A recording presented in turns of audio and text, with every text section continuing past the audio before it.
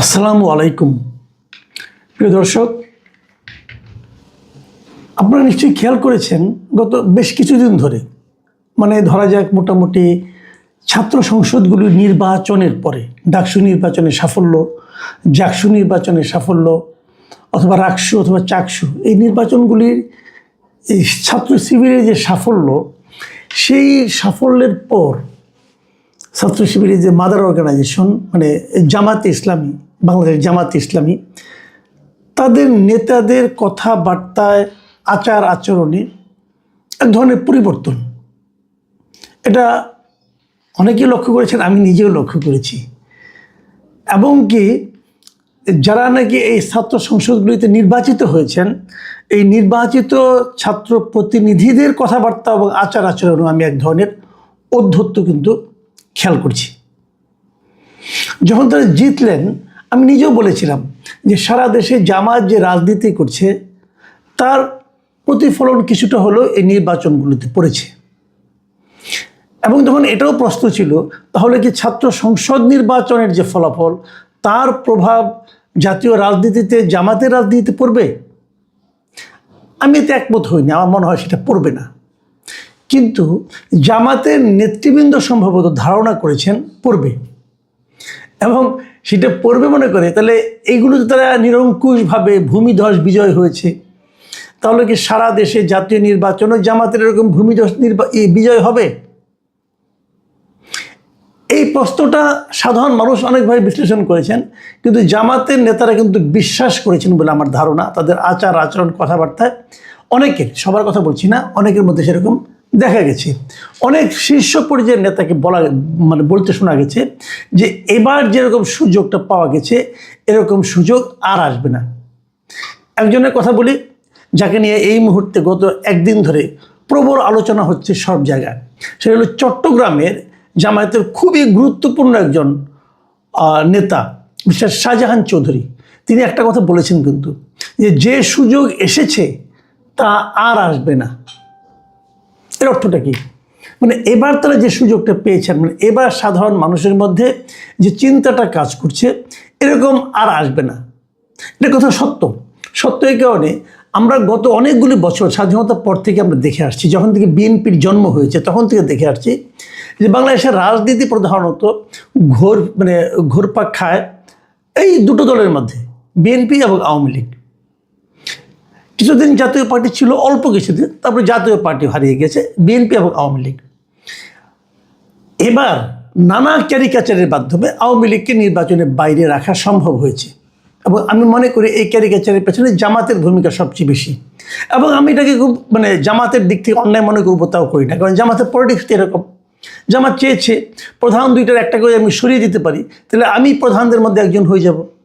জামাত এই ট্যাকটিকে অগ্রসর হয়েছে। হয়তো সে কারণেই এই শাহজাহান চৌধুরী বলেছেন যে সুযোগ এসেছে তা আর আসবে না। এই জায়গাটাতে আমি শাহজাহান চৌধুরীর বক্তব্যটাকে একটু সমালোচনা করতে চাই। তা আর আসবে না কেন?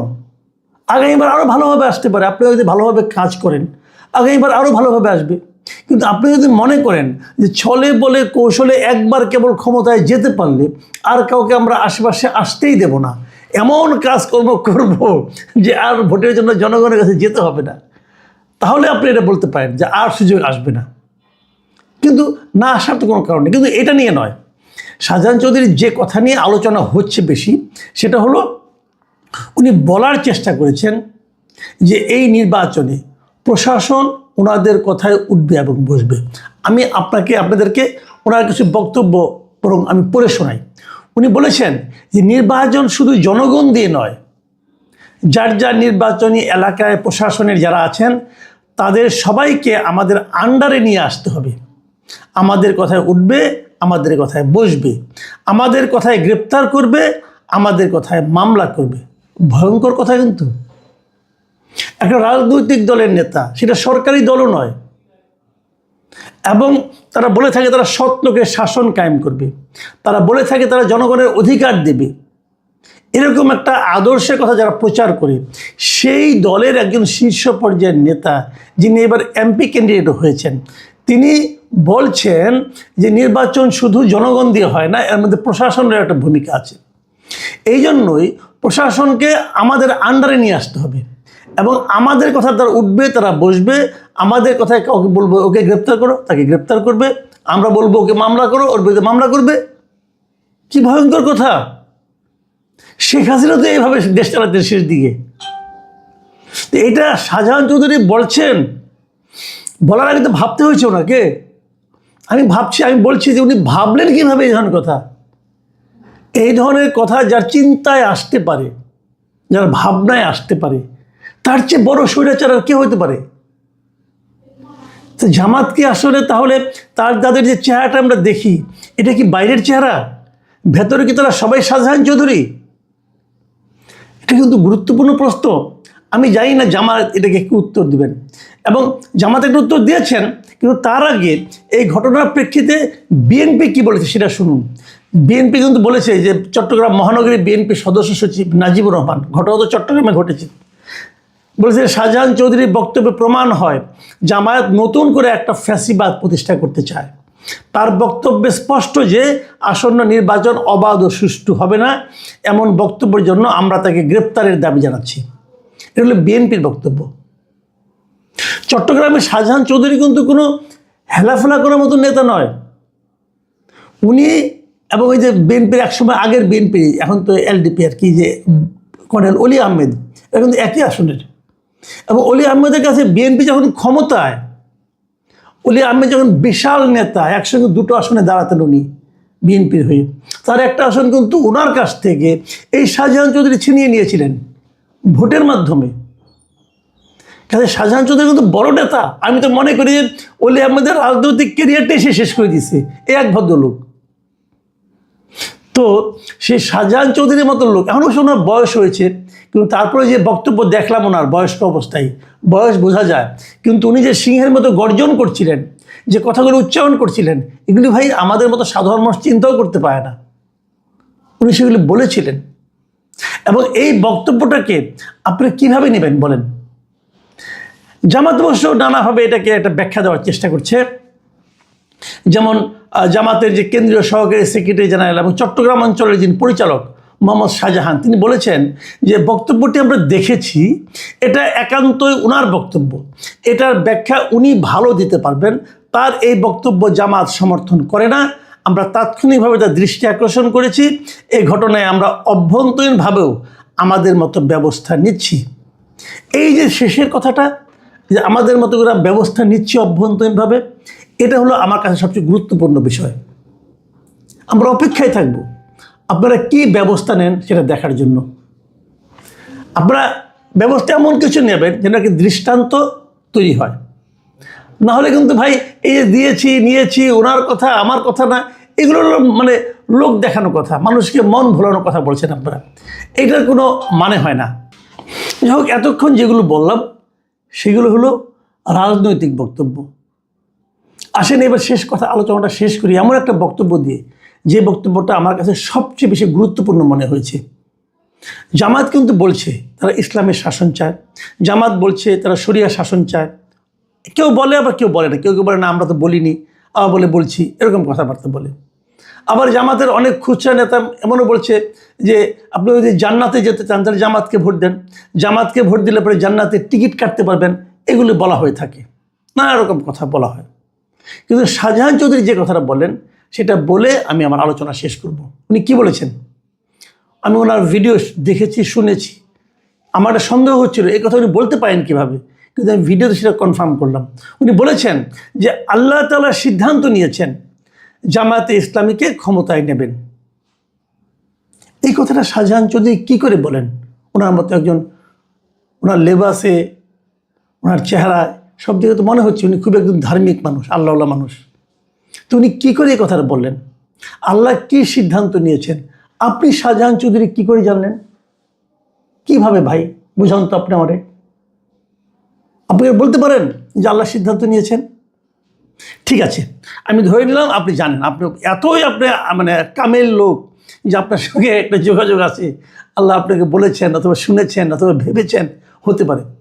ধরা যাক কথার কথা জামাত ক্ষমতায় গেল না, তাহলে যারা আপনার এই কথাগুলো শুনলো তারা কি মনে করলো? যারা বিশ্বাস করলো তারা কি ভাবলো? তখন তো তারা ভাববে আপনি বলেছেন আল্লাহ সিদ্ধান্ত নিয়েছে জামাতকে ক্ষমতা নেবে, জামাত তো ক্ষমতায় গেল না, তাহলে আল্লাহর সিদ্ধান্তে কোনো কাজ হয় না? আপনার আল্লাহকে নিয়ে কোথায় ঠেকিয়ে দিলেন রে ভাই? এটা কোনো সেন্সিবল কথা আপনি বলেছেন? অথবা যদি আল্লাহর প্রতি সন্দেহ নাও করে, ওটা করা উচিত হবে না, ওটা একদম ভয়ঙ্কর অন্যায় হবে, কবিরা গুনাহ হবে। ঠিক আছে, ধরলাম ওটা করলো না, কিন্তু যারা নাকি অন্য ধর্মের লোক, যারা নাস্তিক টাইপের লোক, তারা কীভাবে আপনাকে মূল্যায়ন করে, আপনার নামে কীভাবে বলবে এবং আল্লাহর কথা কীভাবে বলবে? অথবা ধরা যাক, ওটাও ধরলাম না, তাহলে আপনি যে কথাটা বললেন আপনার কথা আগামী থেকে বিশ্বাস করবে? আপনার দলের কথা কেউ বিশ্বাস করবে? এরা তো এগুলি বলে। তো কথা বলার সময় খেয়াল রাখবেন না। কেউ কেউ হয়তো বলবেন যে ওনার বয়স হয়েছে এবং হয়তো এই কারণে ওনার মানে স্থিরতা নাই, অথবা ওনার মানে আপনার ওই আগের মতো গুছিয়ে কথা বলতে পারেন না, ভাবনাগুলো ওইভাবে প্রকাশ করতে পারেন না বয়সজনিত কারণে। এটা বলতে পারেন, এটা ভালো যুক্তি। যদি সেই যুক্তি হয় তাহলে তো ওনাকে আপনার প্রার্থী করা ঠিক হয় নাই। এরকম এলোমেলো লোককে আপনার প্রার্থী করবেন কেন? এই প্রশ্নের কী জবাব দেবেন?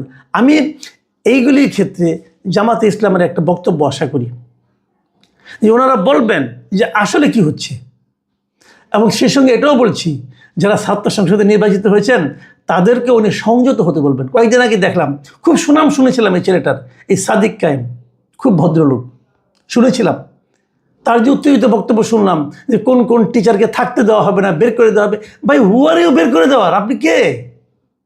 কে আপনি? 2 বছর পরে আপনি এই সংসদে মেয়াদ চলে গেল, আপনি পাবলিক, আপনি কে রে ভাই? আপনি একজন টিচারকে বের করে দিবেন সে ভিন্ন মত ধারণ করে বলে, ভিন্ন মত পোষণ করে বলে, ফ্যাসিবাদের পক্ষে কোন স্বাক্ষর দিয়েছে? আরে ফ্যাসিবাদের পক্ষে তো আপনিও ছিলেন কয়েকদিন আগে, কিছুদিন আগে তো ফ্যাসিবাদের পক্ষে আপনিও ছিলেন।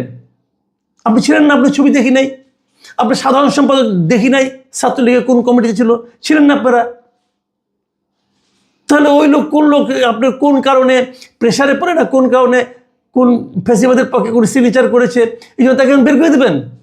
এরকম বহু লোক আছে ভাই। বাংলাদেশে কোন লোকটা ছিল না ওই সময়ে হঠাৎ করে বিপ্লবী হয়ে গেছেন ভাই, যেটা ভোট পেয়ে মাথা খারাপ হয়ে গেছে? এরকম বহু লোক দেখছি, ভোট পাওয়ার পরে হারাই গেছে ভাই। বহু নেতা দেখা হয়ে গেছে। নিজেকে সংযত করেন, যে সুনামটা আপনার শুনেছিলাম সেটা কন্টিনিউ করার চেষ্টা করেন। বিনয়ীর অভিনয় বেশি দিন করা যায় না, প্রকৃত চেহারাটা বের হয়ে যায়।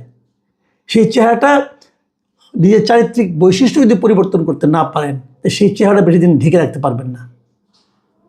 প্রিয় দর্শক, আমি আশা করব আমাদের রাজনৈতিক নেতৃবৃন্দ কিংবা ছাত্র নেতৃবৃন্দ যারাই যেখানে আছেন সংযত হওয়ার চেষ্টা করেন, ভাবার চেষ্টা করেন, বোঝার চেষ্টা করেন যে মানুষকে মানে একটা মুখোশের মাধ্যমে মানুষকে আড়াল করে বেশি দিন থাকা যায় না, প্রকৃত সত্যটা বের হয়ে যায়। প্রিয় দর্শক, এখন এ পর্যন্তই। আল্লাহ হাফেজ।